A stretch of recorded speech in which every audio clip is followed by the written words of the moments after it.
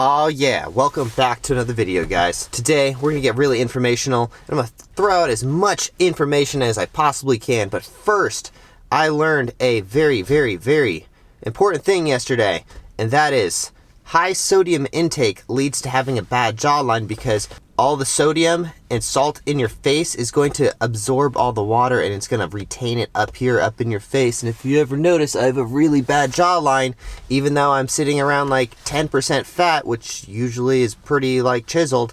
I take in an insane amount of sodium, and I've never really thought of it that way. I always knew that when you sodium load, you're going to absorb a lot of water, and then when you take it all out of your system, you deplete all the water. But I didn't realize that it was just hanging on to all the water in my face. I learned that yesterday when I was looking up how to get a better jawline, because honestly, I freaking hate my jawline. It's pretty bad, but new jawline coming soon. So anyways, today we're going to be talking about your next 10 moves. And it's something that one of my favorite YouTubers, Patrick Bet-David from Valuetainment, he basically introduced me to this, and I was like, oh my god, that's genius, and that's a great way of putting things.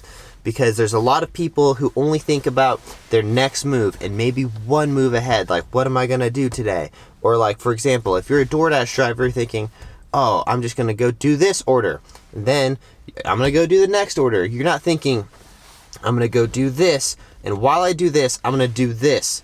And this is going to lead me to this, you know? If you're thinking all the way ahead, like back in the day when I first started door dashing, I realized I was going all over the place.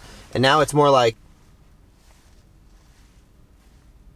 so your next 10 moves.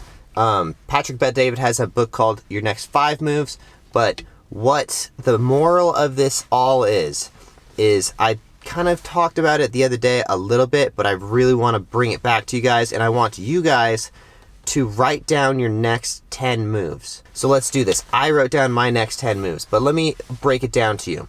So, I'm just going to read off my screen, by the way. So, an amateur level chess player knows his next 1 to 3 moves.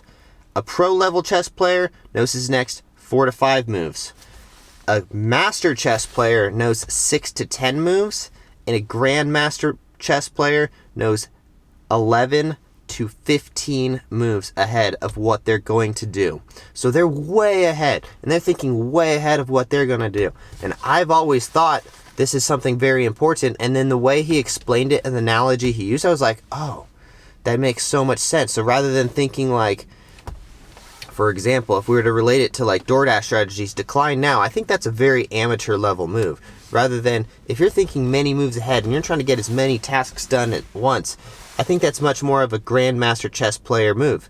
So let's go to be a master chess player. So this is my next 10 moves. So that way you guys can relate to them, and maybe you can kind of like write down your next 10 moves. So I'm prefacing this because the first couple moves are things that I'm just going to be doing along the way of my next 10 moves. So number one, first thing I'm doing, I've told you guys in the last couple of videos, is I'm losing a bit of weight. I actually woke up at 163 pounds today, but I feel like I need to drop down a little bit more because I feel like I could still lose some more fat, especially as we were talking about around my jawline and a little bit more around my abs. So that way I'm at peak performance when we're performing our shows in a month. The next thing I'm doing is daily videos. This is something I've already been doing, but my whole goal, I want to be basically financially free. And YouTube, to me, is the best way to be financially free. It's passive income. Every video you make, you get paid on it in the future. And I'm still getting paid off videos that I did 4 years ago. So YouTube, to me, is the ultimate passive income. Now, that's why I'm doing daily videos, because that is the most important thing to me. So that way, it can lead me on to my next moves, okay? I wrote down that I want to have a girlfriend. I'm just someone who works better as a team. I'm also 30 years old. I'm thinking about having a family soon, and I'm single now. So if there's anyone out there, hit me up. Just kidding. But that is something that I'm kind of looking for in the next like year or so. You know, I felt like the last 5 or 6 months that I've been single was crucial for me to grow as a person, but I'm going to start looking for a significant other along the way. Finance class, that's something I signed up for yesterday, so I am going to be going to school to be a financial advisor. I think this can greatly help out my future, even if I don't make any money as a financial advisor, which I of course will, but I can relate it back to when I was a personal trainer. When I was a personal trainer, I used my certification, I got hired, I never really made that much money, let's be honest. It was always I never worked more than a few hours a day. It was always a side hustle thing for me, and I always had a job that was paying me more than a personal trainer. I mean, like, I paid off the course. I've taken, three different personal training courses, and every single one was worth the knowledge that I got from it. So don't be afraid to go to school to do something that you want to learn how to do. Like personal training, I will never regret going to be a personal trainer because of how much I learned about my body and the mindset it put me in for the next 10 years. And I've never, ever even been close to being overweight. And I never will because of how much I know about fitness now. My next move, which would be move number 6, save up a few grand. Now, the reason why leads to my next move is trade in my car. I don't need this car anymore. I thought I was going to need it when I bought it about a year and a half because we had all these shows coming up, and I was going to have to tow my trailer all around the country, and then COVID.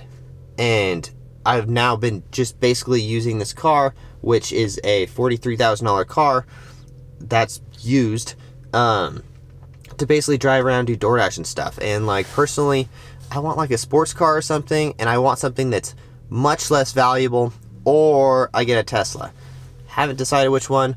I'm just not a super big fan of the Tesla Model Y, so I might just wait around for like the Tesla truck to come out and get like a sports car in the future, because I always enjoy driving a stick shift sports car, and that's what I always had until this car.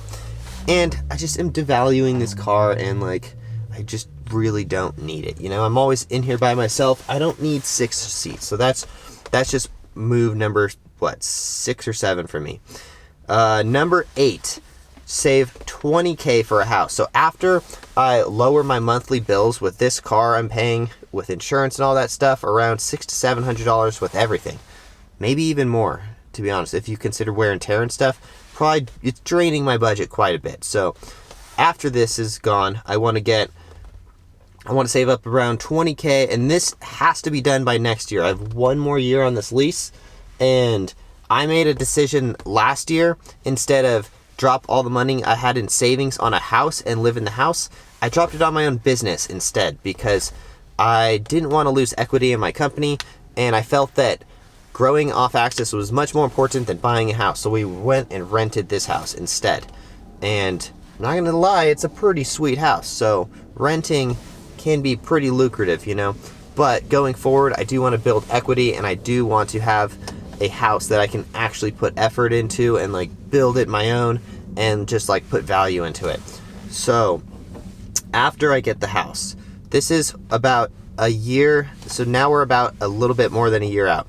I'm going to start saving around $30,000 to $50,000. Okay, so that's my next thing, is start saving up to $30,000 to $50,000, and that is so I can buy a multiple home property. So being a landowner, it's much better when you have multiple houses or multiple residences on one property. That way you're making multiple streams of income. That way if one is empty, you're still not like fronting the whole entire cost, you know? So if you go back, if you read Rich Dad, Poor Dad, or just about any housing book on real estate and stuff, they're always going to tell you that multiple home properties are the way to go, like a townhome or something like that. That way you can make more streams of income on one property. Makes it a lot easier, and that's the next thing I would be saving up for. The next one is quite a bit down the line, and I'm sure there's going to be a lot of steps that I need to make up in order to get to this, but I want to sell, like, my end goal in 2030. In 2030, I want to sell off axis for $100 million. So in the 2 years that it's been around, it's developed a $500,000, sorry, I'm burping up pre-workout, $500,000 not net worth, but like it's worth $500,000 right now. So we can sell shares that are valued at $5,000 per percentage. What I want to do is continue to build the company. It's only been around for 2 years, so I feel like in 10 years, $100 million is not that far off. And honestly, I would love to sell it for more, but I think we can really get there, and that's been my goal for the last 2 years. I really want to sell the company for $100 million, and at that point, I can retire and kind of do what I want by age 40. So this is why I'm talking to you guys about why I think it's so important to have the next 10 steps ahead. And if you guys want to, comment down below your guys' 10 steps. But I really, really think you guys should write down the next 10 steps that you guys are doing, because it is so important. That way you don't just get to the next one and then you have to stop and think, what's the next one? No, you already have it written down. So do that. Write it down. Guys, comment down below. Let me know your next 10 steps. Also, if you guys haven't yet, please consider subscribing to the channel. Lots of more information and tips and tricks about life, entrepreneurship, fitness, Doordashing, all kinds of stuff coming soon. So thank you guys for watching. If you guys haven't yet, consider subscribing to the channel. And also, please smash the like button. Just do it. And then there's that notification bell thing you're supposed to do too. So thank you guys for watching. We'll see you in the next one. Peace.